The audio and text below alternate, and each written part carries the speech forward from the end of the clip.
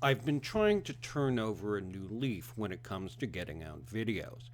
As this one was not intended to be a major production, I swore to myself that I was going to write it in one go, record the voiceover from beginning to end, and fuck it if it was low energy or I wrapped my tongue around my head so much I could be started like a leaf blower. And so I did. However, what you are listening to right now is the third or fourth rewrite and second recording, just so you know how those intentions turned out. The good thing is, for people who like to listen to me ramble on while you clean the house or build cabinets or do that anal thing that's so trendy with you kids nowadays, this long form mess is fan service for you. So anyway, I was having a little back and forth on Reddit's Kotakuinaction subreddit after an undergraduate researcher, and you can put that phrase in big old irony quotes, posted that he was looking for data for a research project on doxing related to Gamergate. Even through the internet, you could catch the intoxicating stench of anti-Gamergate Kool-Aid on his breath. Now, I don't know what kind of scholarship encourages researchers to go fishing for self-selected and anecdotal data with no vetting for whether or not it's true, but I assume it has to be agenda bullshit studies. You know, the studies that demand results no matter what they have to do or ignore or just make up to get them. Now, a really astute social justice propagandist would save a lot of time and effort by pulling a Brianna Wu, posing the question with one hand and then, through a series of less and less convincing sock accounts, answer them with the other. Maybe that didn't occur to them, which is surprising, as in SJW circles, Brianna Wu is a shining light of tactical cunning, the Rommel of brilliantly executed attention whoring, which means out in the real world, she could be bested 2 out of 3 at tic-tac-toe by a trained hamster. Now, Research Boy there was met with the appropriate level of contempt and ridicule, and that being shitloads. Perhaps that original post set the tone of distrust, but somewhere in the mix I got into a miscommunication with one poster commenting in the thread. He had made reference to the oft-cited and moronic claim that I had tried to dox and or get P.Z. Meyers fired. This was when I called the University of Minnesota at Morris Public Relations Department, trying to get a cheap laugh after Meyers doxed, and then set his flying monkeys on a medical doctor after she made a joke, an obvious joke, about his joint problems being a symptom of the clap. I mean, it's seriously ridiculous to claim P.Z. Meyers has the clap. Yes, wait for it, because even STDs have standards. Moronic because you can't dox P.Z. Meyers. He's worked very hard to be a public figure and leave behind the cloak of anonymity that he's worn most of his life and will envelop him again the moment he runs out of desperately provocative shit to talk.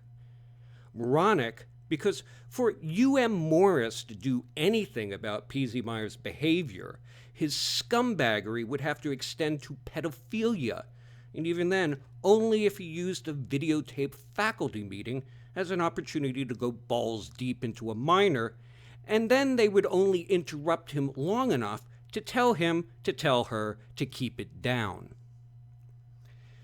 Fortunately, the poster and I quickly got a grip on what the other was saying. He wasn't accusing me of doxing, he was just noting that even when carrying out my non-doxing, I was rather apologetic about potentially crossing a line. Or at least that was his impression. I like to think that once I've crossed a line, I will back up over it again, just to be sure. Anyway, somewhere in the exchange, he asked a delightfully open-ended question about the enormous responsibility of being me, your kind of asshole, on the internet. He writes, "You don't see yourself this way, Probs, but you are one of the great internet heroes." A meaningless title compared to some others, I suppose, but whatever. How has someone such as yourself developed and honed their skills to such a level? Was it a reapplication of things that were otherwise part of your profession, or the long-term effect of curiosity and semi-directed interest? Do you ever laugh at the hilarity of having someone like you at the vanguard for the everyday person? You know, the world really is wonderful, isn't it? And then there's some gay little emoticon. So, you little butt smoocher. No, seriously, let me do my part here by putting some whipped cream and a maraschino cherry on my brown pucker, and you can call it a hot fudge sundae. And the upbeat, you know the world is really wonderful? That sounds like something just crossed the blood-brain barrier. Now, I read something like that, and I'm pretty sure the person is just shining me on. In fact, I reread it a couple of times and couldn't decide either way. However, that doesn't mean I'm not going to take it seriously just so I can run with it and drop nuggets of wisdom along the way. My wisdom being distinguished from a run-of-the-mill duffer like your grandmother by working in words like douchefuck for good measure. Although your granny mileage may vary. The one on my Italian side didn't use profanity, at least not in English. However, she could make that Jew sound like a diseased scrotum forcibly served for breakfast. You know, like one of Hitler's warm-up jokes. It's all in the delivery. In any case, you might already be familiar with the word douchefuck from the best-selling Kindle biopic, I Douchefuck. So, anyway, again. Internet hero? Vanguard? Well, if that isn't a sign of the coming apocalypse, complete with your only means of escape blocked by mutant jackals fucking in the elevator, I don't know what is. Truth is, I can't be heroic simply because the people I oppose are the most craven, gutless cowards the internet has yet produced. I'm like a comic book hero whose superpower is to be impervious to Nerf guns. They make a big show of pulling out the Nerfinator 9000 and threaten you with all kinds of whoop-ass. But unless you're made of wet tissue paper, it's just going to bounce off. The craven cowardice of the online social justice pack is only effective if you are more craven and cowardly than they are. And to do that, you basically have to be an invertebrate. Unfortunately, online communities and organizations, including the once proud skeptical community, have turned into breeding grounds for flatworms. So let's break it down, shall we? As a logical outgrowth of the observation that most people aren't complete douchefucks, but complete douchefucks get all the attention, most people are not craven little cowards, but enough people in position of influence are. They've got the suit, even if the suit is hipster consignment wear. They got the shitty associate executive secretary title on their door. The status, they got that, what it is. And to keep it all, there's no one they wouldn't throw under the short bus that got them there. The people who get attention for being victims of online harassment and threats from atheist men or misogynistic gamers can only do so because of the lazy and curious media and the lazy and curious people who put their faith in it. Either through being dense or sheer willful ignorance, they are unable to distinguish between victims and calculating con artists. They are also incapable, again, perhaps willfully, of discerning between people who are victims of harassment and people who use carefully counterfeited evidence of their victimization as a smokescreen behind which they can harass others. If there's a con, they're in on it. The thing that distinguishes online periodicals like Salon, Slate, Huffington Post, Daily Kos, and so on is the extent to which they seem too craven and cowardly in perfect balance to how they are also malicious and lazy. It's like the perfect symbiotic relationship of leeches 69ing each other, swapping blood that came from a host, which, if you're not careful, might be you. Things are so well and truly fucked that an evangelical atheist and libertarian of the left-leaning variety, such as myself, has to go to a right-wing outfit like Breitbart, for instance, to read Milo Yiannopoulos simply because he's right most of the time, except about God. He's a theist, despite the fact that God, by every biblical standard, hates his fucking guts. Then again, if you read the Old Testament, there's enough fixation on what, according to God, you're supposed to wear and what fabric and how mixing them is a no-no, so it may well be that God is a bit fruity and self-loathing. Remember, according to tradition, God impregnated the Virgin Mary right in the ear. That may not be gay, but it's not straight sex either. And Yiannopoulos can go right on believing in God and saying provocative things about atheists. I don't care. I don't have a purity test. I don't require someone to vote straight ticket on my beliefs. I'm perfectly capable of thinking someone is right on this issue and wrong on that one. And as a skeptic, a logical positive, an empiricist, egalitarian, and increasingly a political, social, and cultural libertarian, I can agree to disagree with a whole range of people without me or them being offended while leaving the divisive, counterproductive tantrums to political, social, and cultural authoritarians, ideologues, and gender supremacists. Truth is, the old left-right boundaries have broken down for me, and the more telling distinction is between libertarians, regardless of stripe, and the rigid authoritarians that were once typified by the religious right, but are now also represented by social justice warriors, those obsessed with identity politics, and third-wave intersectional feminists, all of which are hate-mongers, puritans, bigots, and fascists who have joined the fight with established moral scolds in a running war against reason, conscience, and, in a word, fun. Not their fun. Your fun. Their fun is sacred, even if it means going to a conference that has nothing to do with their proclivities, dressing up in a pink wolf costume with a fedora and their dick hanging out a Velcro flap, get near comatose drunk and yip the fuck out of anyone who can't run fast enough. Your fun, if it's playing a video game where you save the world by shooting Nazi zombies, is suspect, definitely sexist, probably racist, and transphobic if you don't make it clear that, through the head-to-toe body armor, one of your characters is gender fluid. Unfortunately, it's just those craven regressives who suck up to authoritarians who make such a big show of being fearless champions over shit that doesn't matter and no one really cares about, and then who curl up in a fetal position at the very thought that they might become catch of the day when the SJWs are on their routine fishing expeditions. I mean, social justice clowns and radfems getting upset, as they always do, and calling them a name is just too much for their delicate constitutions to bear. Then they have little choice but to take attention off themselves by writing a piece in Salon about how all gamers would rape a dead nun's corpse if given half a chance. That, and it fills their need to do the most clickbait for the least effort. Of course, if one of the elect SJWs raped a dead nun's corpse, there would be high fives all around. You can't repeat it enough. With these clowns, the standard is not what's done, but who does it that counts. And any SJW at any given moment is more than willing to shuffle the progressive stack to their advantage.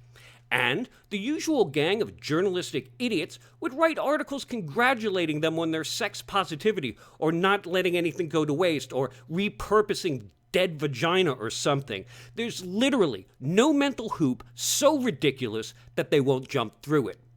And they are such cowards that they can't go out on a limb with their bullshit. They can only act when their bullshit is by consensus, agreed upon in super secret back channels and dropped from the Bombay doors of their own overwrought poopers like bullshit bombers in tight formation.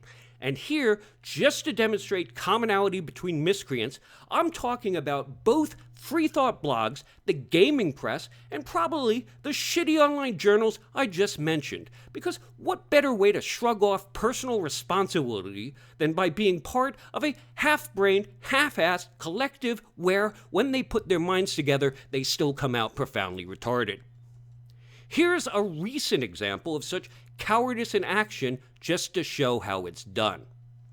Richard Dawkins retweeted, yes, merely retweeted, a link to some dumbass video making fun of Islamists, feminists, and the weird of finding them into bed together in much the same way feminists, the little sluts, found themselves in bed with Christian conservatives over issues of censorship and the Rwandan genocide when it came to appreciating the tone of the Scum Manifesto.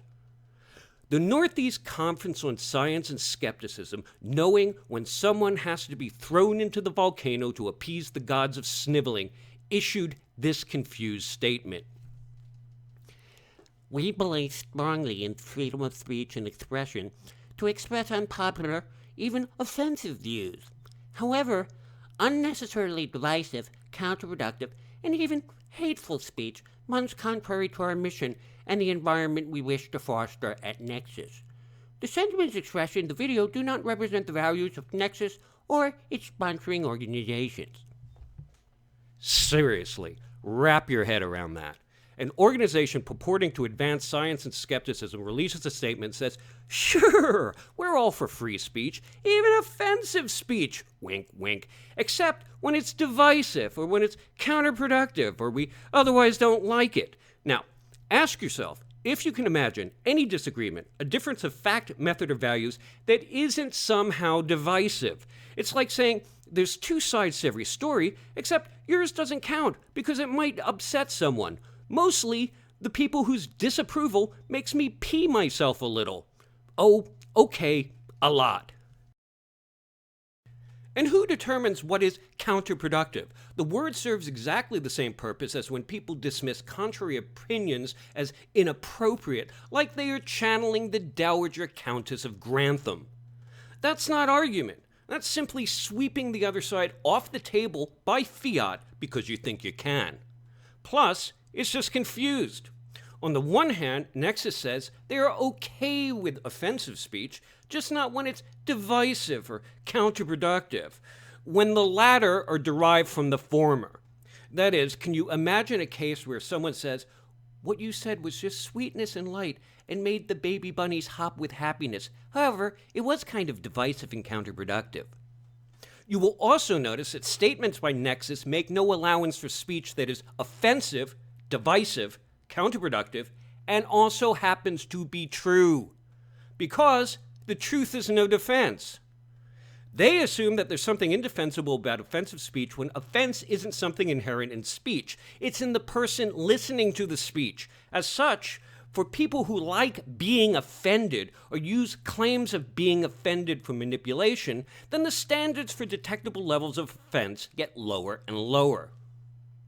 All of which ignores the fact that some people deserve to be offended. Offended early and offended often. Especially hair-trigger feminists and social justice self-appointed watchdogs who think they have no higher calling than ferreting out thought crime from everyone else's head, and enraged by the conceit that everyone has to come up to their rarefied standards when they are, to a person, simply a fucking mess. Keep in mind that I consider all claims of being offended or triggered, or whatever the psychobabble term of art is this week, to be completely insincere. The claim of having such a deep, uncontrollable, negative emotional reaction that it calls for society as a whole to gather around the special snowflake and buffer them is nothing more than the transparent manipulation of someone so without reason, argument, and worth that their fight or flight response is to flop on their backs and do the worm, provided they have a suitable audience. Anyone that sensitive, in reality, would have died at birth from the shock of hitting the air. And if they are sincere, it's those people who should be put on a strict regimen of systematic desensitization, exactly the same way they treat people with phobias, until they're ready to join us all out here in the real world, where no one gives a fuck that a word gave you bad feelings. My theory on this, which is of course designed to be offensive, divisive, and counterproductive, albeit true, is that social justice warriors, fashionista feminists, and sedentary internet scolds in general are such poor representatives of gender types, and I'm talking about the cis-het ones, of course, that they have to go out of their way to make stereotypical sex row reactions that much larger. This is similar to a drag queen acting that much more capricious and bitchy than any actual woman, or when a woman pretending to be a man walks around punching people in the shoulder, belching, and scratching her imaginary balls, and then, because she's a woman, writing a piece about it for BuzzFeed. Because if you aren't what you are pretending to be, and so try to be what you really don't understand, then your performance tends towards broad parody. In that way, greasy, fat-ass women with green highlights and bad tats who grew up in the failure elite of girls friend-zoned by guys have to make a big dramatic showing of not only being a girl on the internet, but the stereotypical damsel in distress, needing the attention and protection from imaginary bands of misogynistic patriarchal brigands, even when they're sipping from their male tier's coffee mug. The guys who come to their aid, the white knights who have all the charm of Crisco with hair, having failed in contemporary expressions of masculinity, have to play at obsolete forms where there's no longer any real competition. So they waddle around LARPing, singing troubadour songs to Mick Lady and Princess Whopper, and slaying paper dragons with foam rubber swords. That's when they're out of the house. Mostly their chivalry is in the form of jousting with foul varlets on the internet. Now that's a metaphor that can get away from you, and it's odd that the fiction, and it is a fiction, of chivalry and as a subtext courtly love runs through so much posturing on the internet. In reality, though, knights were nothing like gentle sirs. The best knights were not just jocks, they were like psychopathic professional football players with edged weapons roided up with a license to kill, living in a society where sheer brutality was rewarded. Gentle Sir would be winded and beaten to death with the pommel end of a sword in under 5 minutes, and Mick Lady wouldn't even see it, being busy dumping chamber pots into the street. This is, not surprisingly, also how they play at being intellectuals. And Nexus? Remember, this is an organization that supposedly promotes science and skepticism, not some undergrad girls' book club where they sip mojitos, decry rape culture before going on about how dreamy Christian Grey is, all before they start flipping each other's beans in an ill-fated but orgasmic attempt to bring down the patriarchy. Maybe it might help to understand the history of the SJW infestation of the atheist and skeptical community, which, because the SJW playbook rarely varies, approximates the infestation of the gaming community and others. I'm going to dispense with clumsy nomenclature and just call it the skeptical community on the assumption that unless you are a piss-poor skeptic, you're also going to be an atheist as well. So, it's like this. Back a handful of years, the skeptical community was in very good position in making definite cultural inroads and generally kicking ass and taking names out there in the real world. This was due to people who actually did things in the real world, such as Michael Shermer, the publisher of Skeptic magazine, James Randi, who spent more time cleaning the clocks of charlatans than most of us have been alive.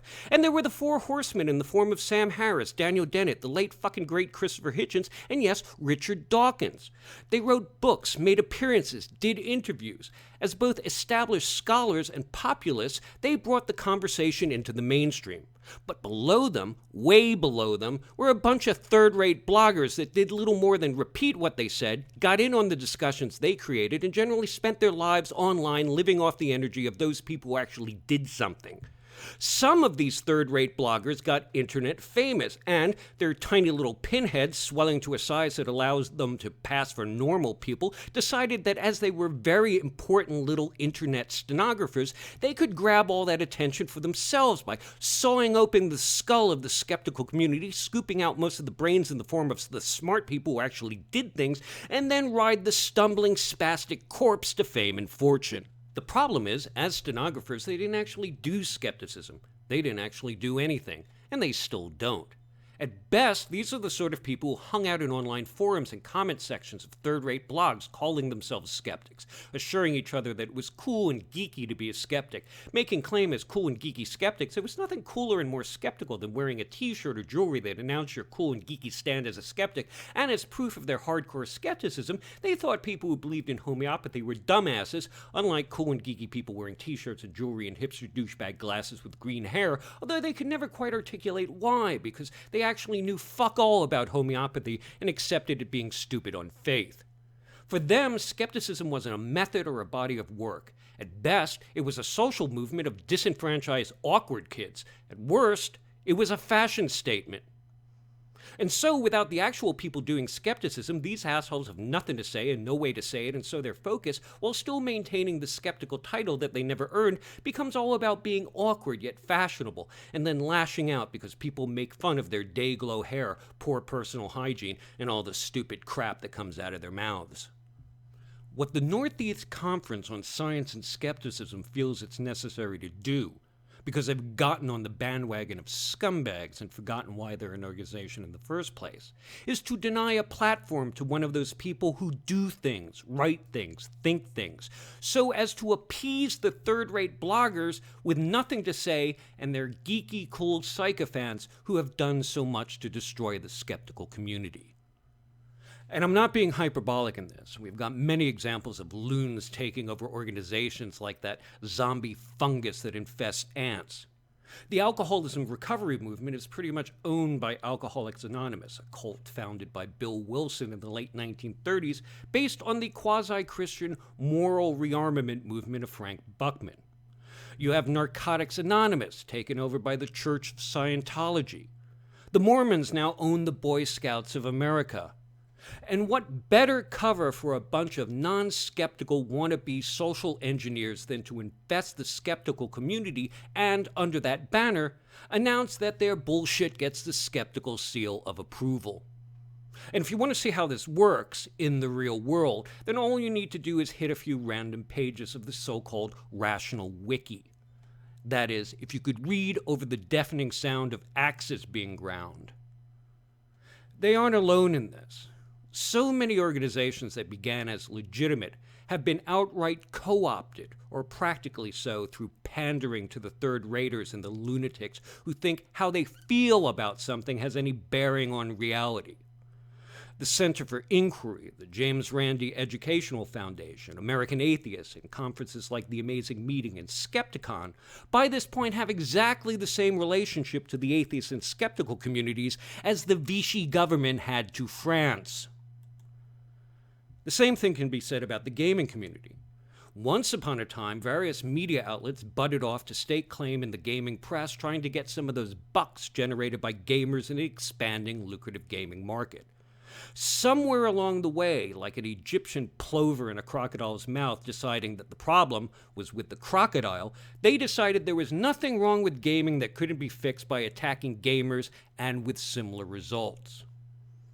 And so the representative of game developers becomes either someone who doesn't make real games or someone who makes crappy games, and the go-to for game content is some clown who can't decide whether or not she's a gamer, but in any case doesn't actually play the games.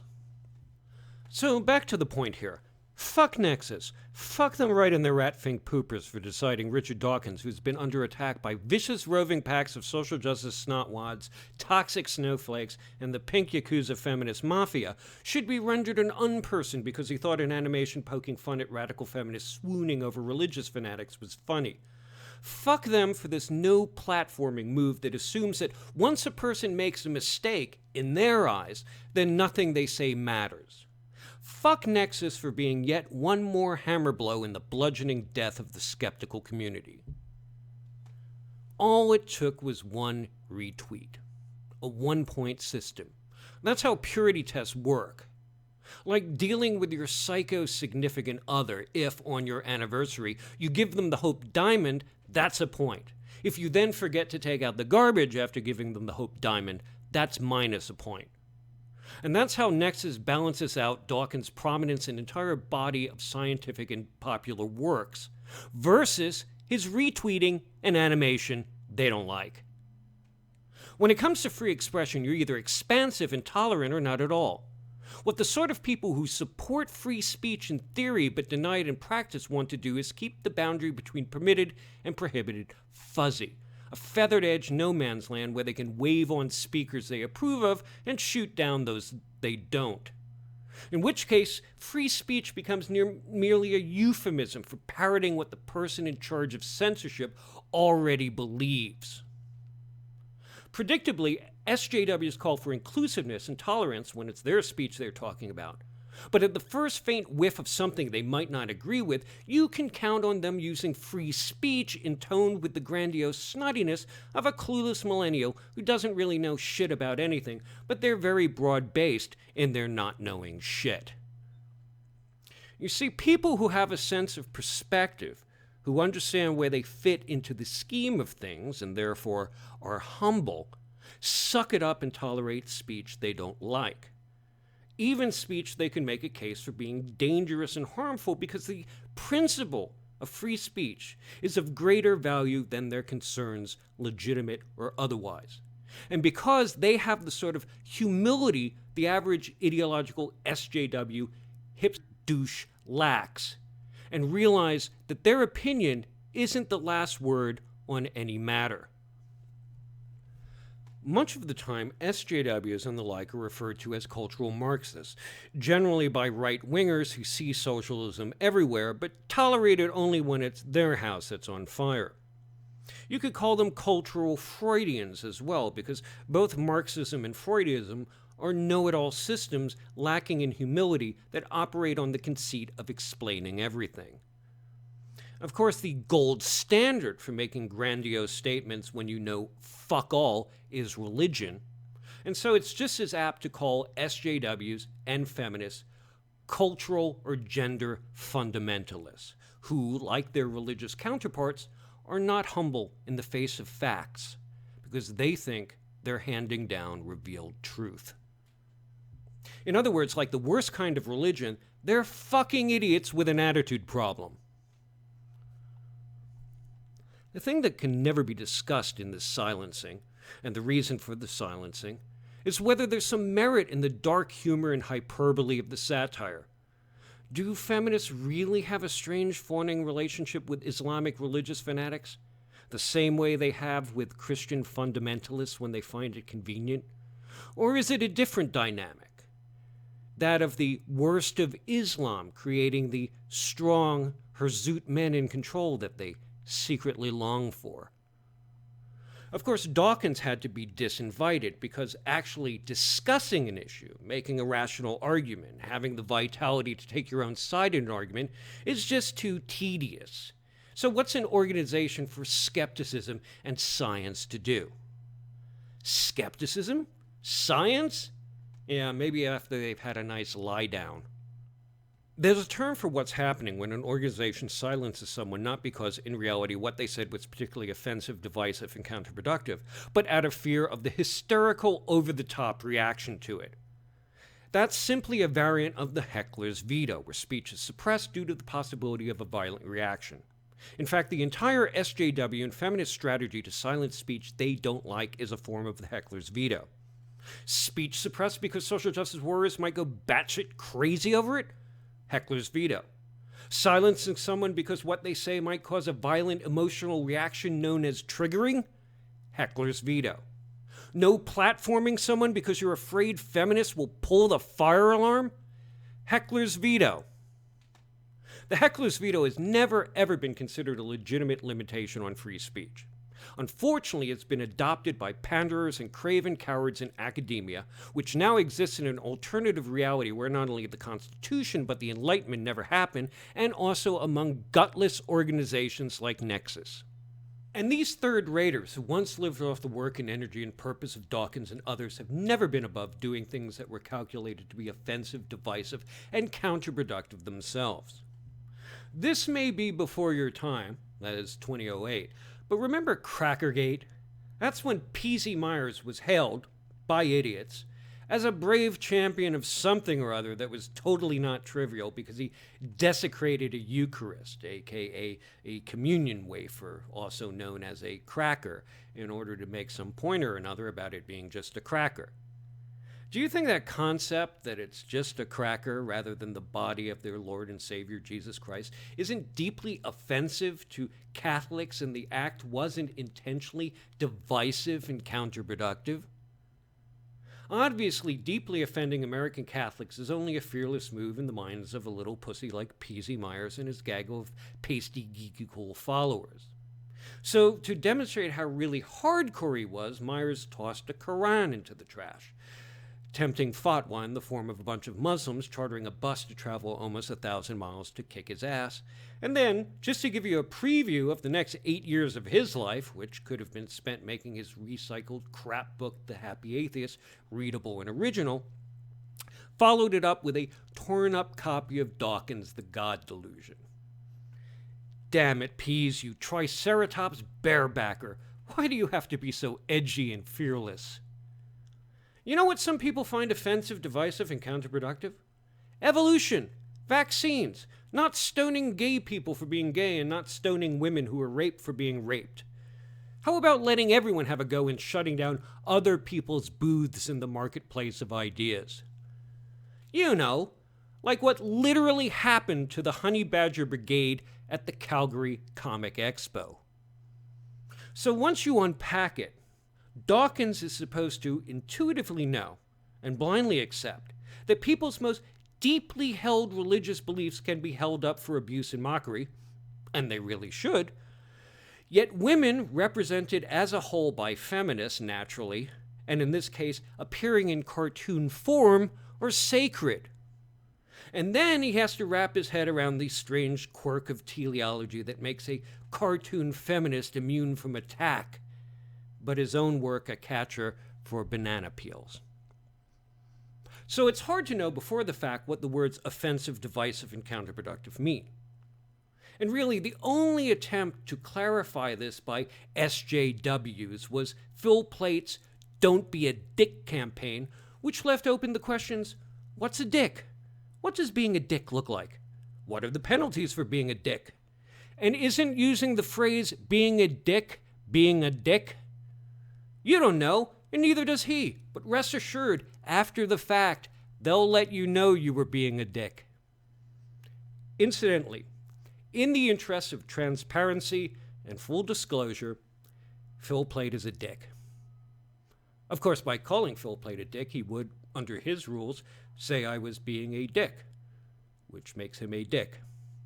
Of course, those are his rules, not mine, so I'm not calling him a dick. So he's a dick. Other people who are dicks. Brianna Wu is a recipient of the Dick Award, which is a penis in a block of lucite. Now that she's got two, she can use them as bookends.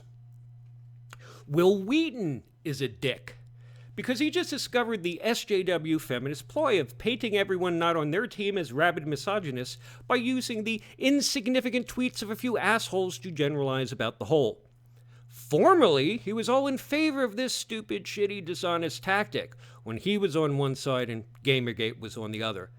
But now he doesn't like it when he's on the wrong side of this tactic because, as a Saunders supporter, he's called a Bernie bro, who, because they don't support Hillary Clinton and the vagina whose time has come, are painted as women haters.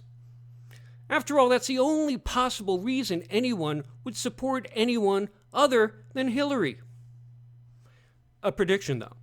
Although in different timelines it was supposed to happen in the mid-90s and the early aughts. Sometime in the near future, Will Wheaton will become self-aware and usher in Judgment Day. Fortunately, many predict that will never happen. A prediction that will come true. In the face of SJW feminist disapproval of his heretical questioning, Will Wheaton will retreat so fast he'll back up into his own asshole. Oh, wait. Well, it wasn't like I was predicting the Powerball winner. As mentioned, Matthew Iglesias is a douchefuck. He would have to be demoted 2 steps in rank to be a mere dick. And of course, Jonathan McIntosh is a dick. Not for anything specific. It's a Lifetime Achievement Award. The accusation made by the self-appointed censors regarding the animation Dawkins linked to is that it promotes violence against women. And unfortunately, this was echoed by Dawkins as an out because he's no doubt tired of this shit, where the SJWs gunning for him run audio of his every random fart through an oscilloscope to detect, via pareidolia, hints of embedded heresy. But what? Where's the violence? You mean one cartoon character offering to rape another cartoon character in a sly dig at the fact that feminists see rape culture everywhere except in, well, cultures where rape may actually be encouraged, condoned, and they mete out stiff penalties for the women who were raped? Are they upset about implied rape and violence in a satire? Or just satire? You know, satire. Where people suggest that a solution to the Irish problem is using their babies for food. Satire, where all animals are equal, but some animals are more equal than others, and men look like pigs, and pigs look like men. Also, I guess I better point it out now. The rape of the Sabine women doesn't contain actual rape. It's just a painting, just so you know. Although, as a painting of rape, whether it's pro-rape or anti-rape or just totally on the fence about rape, any or all of those positions would be regarded as no defense against it being misogynistic, because everything is. Barney the Purple Dinosaur? Dude bro misogynist, rape apologist, would not vote for Hillary.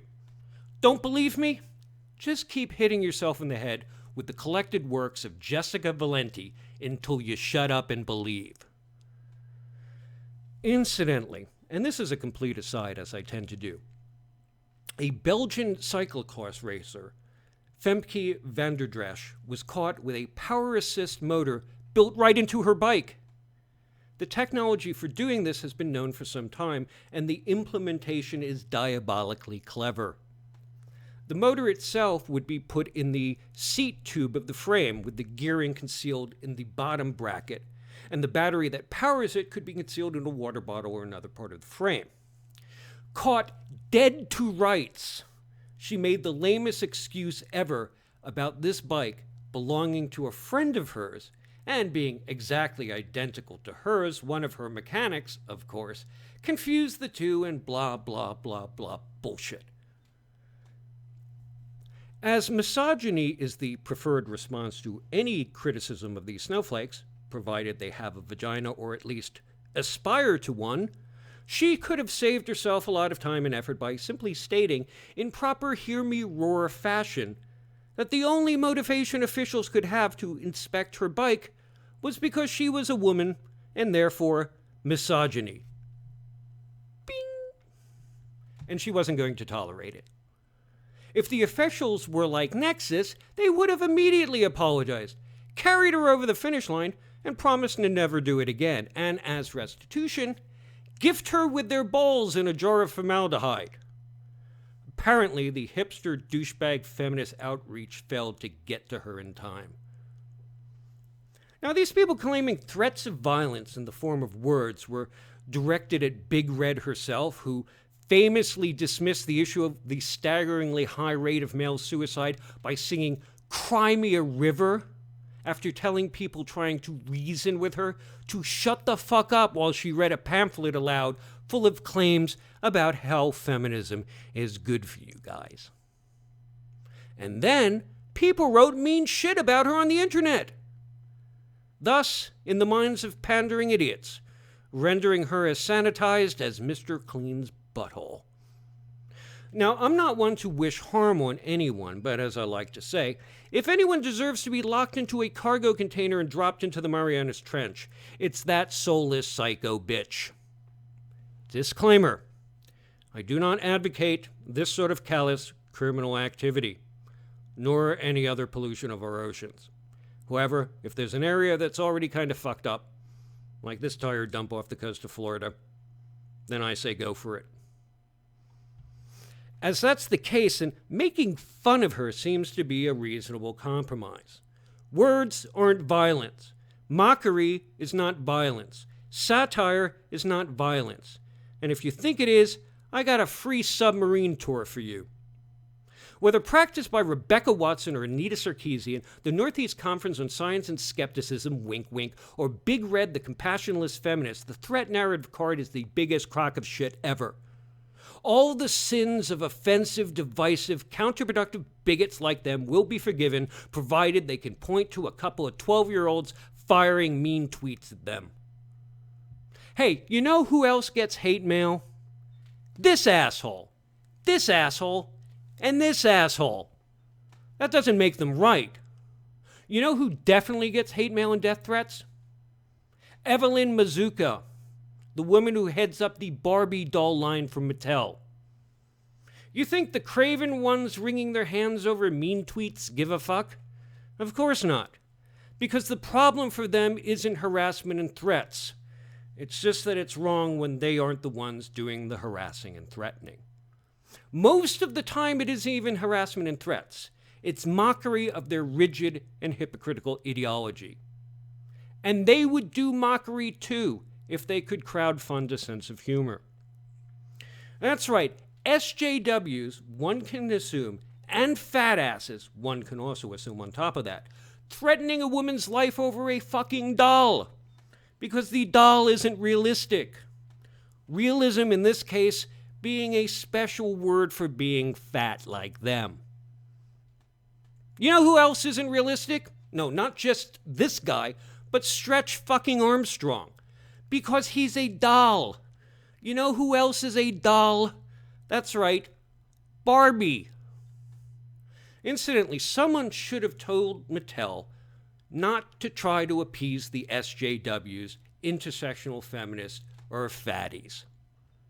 You know what's their problem with the new curvy Barbie they just came out with? Yep, it's not fat enough. Maybe they should make an inflatable Barbie that oversensitive fat fucks can blow up with hot air until it hits their comfort zone. By now, the rules for dealing with social justice clowns are pretty clear. Ironclad, not to be deviated from. 1. Never apologize to SJWs. That will just make them try harder to maintain a sense of outrage. 2. Never explain, especially your intentions. They think they know what you think better than you do. That is, if you're white, you're motivated by racism. If you're male, you're motivated by sexism. And if you're a white male, you get both racism and sexism, plus bonus features like being all rapey thrown in for free. That's right, they will assume all sorts of bad, prejudicial things about you because you're the bigot. 3. Above all, never think giving them what they want will make them leave you alone. What they want is to be upset. What they want is to project their self-loathing onto you for slights real and imagined. Mostly imagined. Any attempt to appease them will register exactly the same way piranhas detect a drop of blood in the water. Heroism? Fuck no. This is just doing skepticism. Something some skeptical organizations are too far gone down the rabbit hole to actually do anymore. This is just protecting thriving communities from feminists and SJWs who just want to leech off of them. This is holding journalists and organizations to the standards they profess to believe in and have them justify the high regard in which they hold themselves. This is about demanding organizations actually do what they were organized to do, rather than being co-opted by some neurotic ideologue's self-serving moral panic. Some people will just go out of their way to avoid disagreement with any old gender-fluid yet asexual radical feminist sex-positive furry, regardless of how fucked up and inconsistent they are. Like they are dealing with a rare species of fainting goat that they don't want to fall over. Even if the disagreement has nothing to do with any of that, gender, sexuality, or dressing up Disney. Why? Because they are just filled with pissing terror at the thought of being accused of being a somethingist by a screeching bag of squirrel chow. Even if that bag of nuts is a hyper-neurotic douchefuck who treats every interaction as though it's one of their dysfunctional relationships. Namely, the one with their mom and dad who are, quite frankly, sick of their emo shit. And it's only in light of this level of pandering to avoid being called a name, for fuck's sake, that not only being an invertebrate can be considered the heroic vanguard. The only way the bar for heroism could be lower if there was limbo, the kind you dance in hell. And so ultimately, all this is about allowing people to be strong, resilient, to have a spine, for fuck's sake, to resist the normalization of narcissism and reject people who demand we cater to their weakness, self-absorption, and failure. I'd like to think if I've made any contribution to this rolling clusterfuck, it was in the wake of my own doxing by Greg Layden and employer-tattling threats made by impotent fucks like Melody Hensley, is that the best response to some nasty little SJW threatening you is not to do any of the above. No apologies, no explanation, no appeasement. Just take the opportunity to treat them like the toothless wannabe predators they are and bop them right in the fucking nose. They might not like it, but trust me, they'll learn from it as much as they are capable of learning anything. And threats, empty threats, is all they have. Once they've played that card, they've got nothing. Nothing. And the fact that people still roll over for them isn't a measure of the efficacy of the SJW self-anointed godhood as much as it is how completely cowardly some people are. Never ask yourself what it is you did to upset them. They might have a specific incident they are making hay out of, but anything will do. Because social justice warriors, identity politics bullies, and hate-filled third-wave intersectional feminists don't just have a totalizing ideology and an authoritarian mindset. At their heart, they are eliminationists. They don't just want opposing views and criticism to be silenced. They want it extinct. Unchecked, their language policing and ultimately thought policing serves exactly the same purpose as Newspeak in 1984.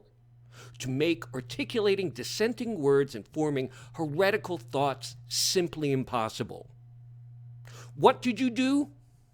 You have extension in three-dimensional space. You think and breathe. You exist.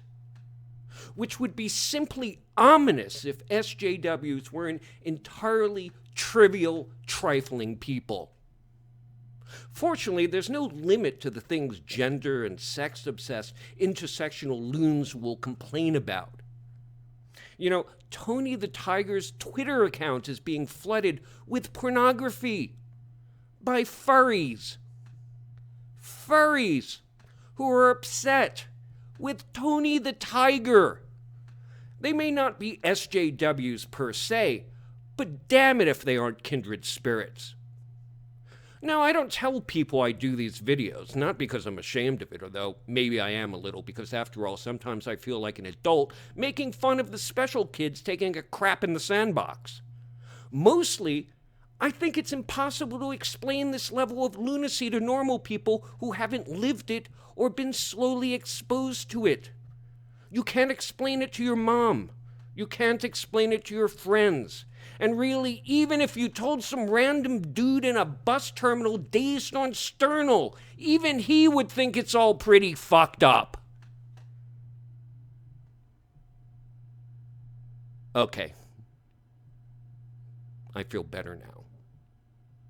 I think. I'm still shocked at what happened to the skeptical community when I wasn't looking. Not just because of the overbearing narcissistic lunacy of SJWs is overwhelming, but also what's stunning is just how irrelevant, deeply irrelevant, they are to the communities they infest. I mean, people have asked again and again in gaming what a game that implemented every SJW and intersectional feminist complaint, half of which are contradictory, would look like. And there's never been an answer. Because there can't be one. SJWs and feminists aren't about fixing things. They're just there to break things. The SJW and intersectional feminist ideology as totalizing systems of revealed truth that are deeply hostile to ideas of evidence, even consistency, don't just have nothing to do with skepticism. They're anathema to the skeptical mindset. Although I've been drawn into discussions on gaming, I'm not currently a gamer.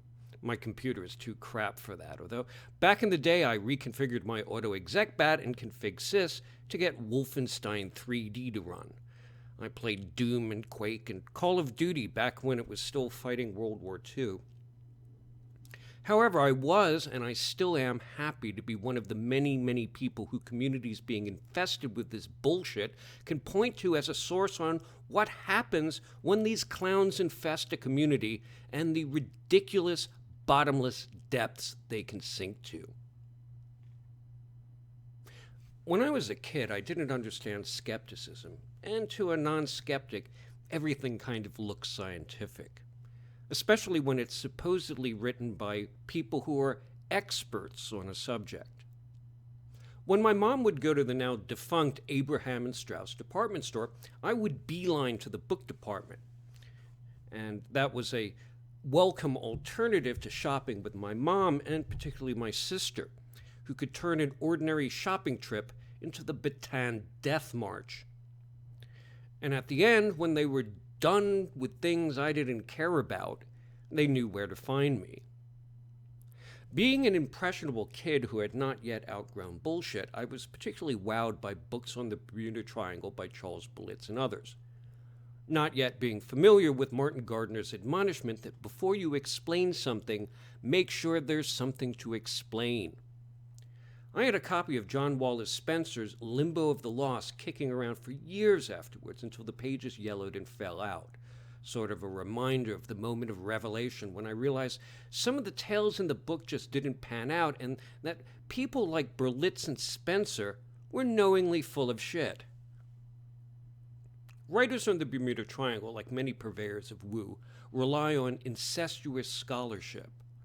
If there's a source document showing that the ship in question was a rust bucket, or the weather included a hurricane on the day of the mysterious disappearance, or the search plane that disappeared in a ball of fire had a huge gas tank in the fuselage, stunk like fumes, and the crew members had already been reprimanded for smoking, writers on the Bermuda Triangle tended to leave that sort of information out.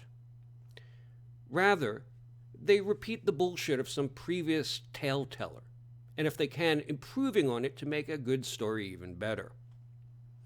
The research that writers on the Bermuda Triangle did was invariably reading other writers on the Bermuda Triangle. In that way, omissions, confabulation, and outright creative fiction took on a life of its own. Proponents of the doctrine that there's something mysterious going on only read and listened to each other. Information that didn't fit the narrative was ignored. People who doubted the narrative or proved it wrong or dismissed as having ulterior motives. It was just a vast echo chamber where reason, common sense, and in a word, reality cannot penetrate. Of course, that sounds familiar. What SJWs and feminists are peddling is classic woo. A more toxic kind of nonsense that actually hurts people, less benign than believing in UFOs, vortexes, and interdimensional rifts sucking up planes and ships in an ever-shifting geographical area, and they're more like Laetrile or psychic surgery. And if you disagree with them, or worse, prove them wrong, they don't think you have facts. They just think you have bad intentions. I've been a long-standing member of the skeptical community. I was in Buffalo, New York, back when the Committee for Skeptical Inquiry was the Committee for Scientific Investigation of Claims of the Paranormal and run by Paul Kurtz. In the libraries, I spent many a night in the bound periodicals section reading old issues of Skeptical Inquirer magazine back to when it was still the Zetetic. In my early undergraduate, but post-political science law school fast-track days, I took courses in philosophy of science and the occult and had my own interest in Erich von Daniken's ancient astronaut hypothesis, having seen the English release of the movie Chariots of the Gods sometime in the mid-70s when I was about 10, and I came out of the theater with my mind blown by crystal skulls and Carillion photography and Nazca Plains runways, all of which turned out not to be mistakes, at least not honest mistakes. They were outright frauds, sold to kids who didn't yet have the experience and critical faculties to evaluate it, and adults who never quite grew up. Critiquing Daniken fulfilled my love of both history and immersing myself in minutiae. Since this was before the internet, I couldn't just hit up random people on Reddit to do my research for me. When it was claimed that the Temple of Baalbek contained blocks so enormous that they couldn't be moved with modern technology, much less the technology of the ancients, I performed some half-assed photogrammetry, determining the dimensions of the blocks and taking the average cubic weight of limestone determined that modern equipment could have moved the stones, and so could have ancient techniques, especially if you credited the ancients, and not ancient aliens, with effort and patience and ingeniousness. Also, the really massive stones the sky god bullshitters tended to point to were still in situ in the quarry from which the stones were cut and were never actually moved. The same just-so story was pulled when describing the fine fit between stones in Mesoamerican stonework, and could only be explained by do-it-yourself aliens if you didn't consider the sheer time and effort the actual builders exerted to shape the stones, and in some cases to grind them against each other. Back then, the time it took to complete a massive building project, from pyramids to cathedrals, was measured in generations. We live in a time when people bitch if it takes a decade to put up the Freedom Tower. Even then, it occurred to me that the ancient astronaut proponents always claimed that it was the Nazca, the South and Central American civilizations, the Egyptians, who couldn't do what they did, but never made the same claim about the great cathedrals of Europe, even though no evidence of plans or even that the builders had basic geometry has survived. For that reason, I often thought of Daniken and his followers as proponents of the little brown people couldn't do it theory. And that was it in a nutshell. A theory that proposed that people couldn't have done what they did, even though it was obvious that they did it. And if the ancient aliens clowns can't figure out how the ancient builders did it, that's not the ancient builders' problem. So yes, racism exists. Sometimes it's petty and stupid. Sometimes it's virulent. But to me, there are few things that are as racist as identity politics, where entire characteristics, even virtues and villainy, are ascribed to people merely on the basis of what are ultimately superficial and arbitrary phenotypical differences, or through spurious claims of inescapable cultural groupthink. Few things are more sexist than the gender politics practiced by third-wave intersectional feminists, where whenever real equality rears its head, where women have to sacrifice as much as they gain and perhaps adopt some of the disposability that is a male's birthright, and men get cut a fucking break already, invariably the goalpost is moved, shaming language is deployed, and equality doesn't mean what you think it means. In which case the issue shifts from equality to a defensive female supremacy where males are vilified in equal measure to the responsibility feminists are trying to shirk. The fact racism and sexism, this woo and sheer bullshit, has taken hold in the skeptical community, in people who hold themselves up to be exemplars of skepticism, and even in skeptical organizations, reveal the Achilles heel that was present long before the infestation of the skeptical community by SJW bullshit peddlers. You see, you might expect me to think it ironic that this nonsense has gotten a hold in the skeptical community of all places. But of all places, my ass. It makes perfect sense. The ugly little secret is that the skeptical community was always filled with people who weren't particularly skeptical, and moreover, not particularly bright. And it's exactly these sort of people, the fashion skeptics, the third-rate bloggers, the awkward half-dim assholes looking to belong, that call themselves skeptics without understanding or respecting what that word means. Now, I realize my background in skepticism is pretty small potatoes and consists mainly of reading everything I could get my hands on, and more recently belonging to organizations like NCAS, the National Capital Area Skeptics, until I began to see signs of infestation there. And that is people making fun of people who believe in woo while they peddled woo. People who wiggled their way into skepticism not because they had any affinity for the truth, except for the revealed truth incubated in their gender studies classes, hug boxes, safe spaces, and other echo chambers. I began seeing them at atheist book reading meetups. They were the ones who didn't want to discuss the book we were there to discuss. They might not have even read it. No, they were there to discuss their own particular obsessions, whether or not it had to do with the book, with atheism, with skepticism, or anything else. This is intersectionality in practice, the ability to go anywhere where people were doing something and make it all about them and their bullshit on a continuous loop. Skepticism isn't a belief system, it's a method.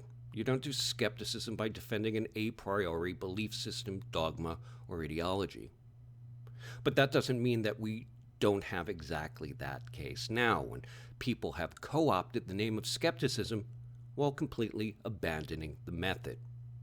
Hell, how else do you explain a supposedly skeptical organization making a big show of gathering tinder for the ongoing witch hunt?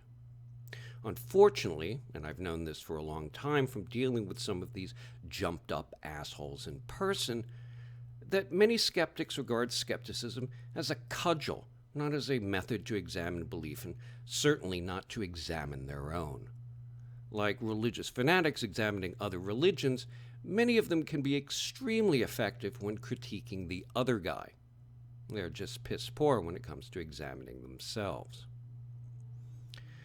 I'd like to think that I'm just saying what others are thinking, that I give voice to the one inside your head that you can't fully articulate, mostly because you've got better things to do, and including your mocking contempt for what the social justice types have done to cheapen the discourse, to do harm to people, to destroy communities, and make everything all about them, when they are, almost to a person, the least interesting people in the world. They really have no interest in atheism, skepticism, gaming, music, or whatever community they try to exploit. They also have no real interest in social justice or feminism, really. If they did, they would be doing more than just typing shame at people for not following in lockstep with their agenda. I'd like to say something affirmative at this point, a call to action, something inspiring, but let's face it, right now the skeptical community is just fucked. Not just the online version, who decided that doing skepticism was too much like work, and instead decided that the best thing was to make skepticism an adjunct to their classes in sociology, genderqueer and/or furry studies, or put their communications major to good use by working on their groundbreaking pop culture insights. And skepticism out there in the real world, the skeptics that actually do something, find themselves in the unenviable position of being unable to open their mouths without one of the third-rate online bloggers, skeptics, calling them out. And for the lazy media addicted to the threat narrative, that will always be the story.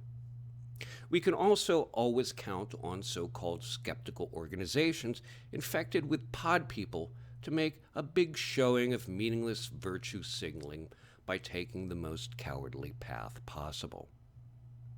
And that's not even really the fault of SJWs and radfems, like the scorpion on the frog's back. They just do what they do. They can't help themselves. It's in their nature. The fault lies with these spineless skeptics and compromised organizations who, when it really mattered, decided not to do skepticism. Eventually, one can hope, online feminists and social justice warriors will eventually eat each other, and then, when there's only one supermassive SJW left, it will collapse in on itself in a singularity and disappear up its own asshole. Maybe we will someday be able to look back on this the way we look back on other moral panics, and rape culture will join the ranks of satanic ritual abuse, and all the ills ascribed to games and gamers will join the ranks of discredited threats like Dungeons and Dragons. But then we will also be able to look back on the harm done. Just because the only people who still push satanic ritual abuse are cops and fundamentalist Christians, especially where the two meet, doesn't mean that Damien Eccles, Jason Baldwin, and Jesse Misskelley didn't spend a lot of years in prison over a fantasy. We have not yet begun to tally the harm done by identity politics and intersectional feminism propped up and promoted by broken systems such as the courts and academia. What we really need is an intervention. People need to take it one day at a time. People need to say, today, just today, I will express an opinion that I know to be factual and true. It will piss off a social justice warrior, an intersectional feminist, or some other agent of stupid authoritarianism and totalitarian ideology. And I will not give a fuck. Far from feeling heroic, sometimes I feel like Herbert Morrison reporting live the moment the Hindenburg flashed over into disaster. Although I have no doubt the gaming community will go happily along. After all they want to do is play games and be left alone. I suspect the online skeptical community will never, ever recover from betraying its most fundamental principles for short-term cowardice and expediency. Now, you SJWs can be whatever you want. You can be a social justice warrior with a bunch of foregone conclusions and all the time in the world to cherry-pick evidence for it. You can be a third-wave intersectional feminist who likes to go shopping in the market of ideas and thinks rights and responsibilities are an all-you-can-eat buffet where you can pick only the stuff you like and are ready to scream misogyny should anyone tell you to eat your broccoli. You can be a full-of-yourself freshman who, like full-of-themselves freshmen from eons past, think your neophyte learning gives you the right to lecture everyone else. You can be a dim-witted, awkward kid who likes to go to conventions where you can compare bad tats and practice your Nerf foo. And you can be a member of the Citizens Vigilance Committee for Defense Against Free Speech. Go right ahead. You just can't help yourself. You can't communicate, you can only criticize. You can't create, you can only destroy. Your voice only carries if everyone else who might speak is silenced. Now, my Twitter account is suspended, and that suspension seems to be a permanent state of affairs, carried out by Twitter without cause or explanation and without appeals, in the anemic way we've come to expect from people who claim disinviting people of pulling the platform out from under them isn't a form of censorship or banning. Now, my videos represent a considerable investment in time, effort, and I fully expect that they will be the next target, a scalp for the head-hunting SJWs. Which is why I've sunk money into Vimeo, so my online presence isn't left to the whim of brigading algorithms and pandering by and for cowardly and intolerant authoritarian lunatics. You can never convince an SJW and intersectional feminist, not just that they are wrong or the merits of one's position. We will never, ever convince them that others have just as much right to be heard as they do. Their worldview, as that of entitled, privileged narcissists, precludes it. And so if there is a metric for winning against people whose entire strategy comes down to purges, prohibitions, and eliminationist ambitions, then it has to be in not being silenced and never, ever going away.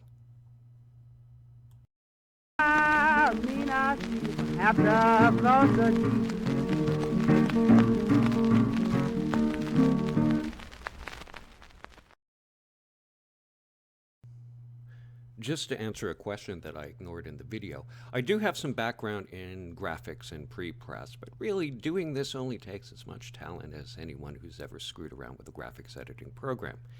And doing the videos themselves, it's a learning curve. If you watch my videos in chronological order, you can see me getting more technically proficient as they go along. And I encourage everyone to do their own videos. For example, here I'm inserting still frames into the animation so it's not flopping around when I'm pausing or not talking entirely. This way you can use up enormous chunks of your life in tedium that you will never get back, and I recommend that to everyone.